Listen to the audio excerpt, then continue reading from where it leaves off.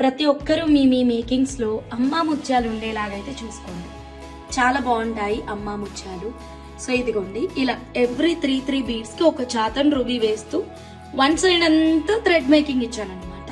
So ఇటువైపు అయితే ఇవి 2 డిఫరెంట్ లాకెట్స్.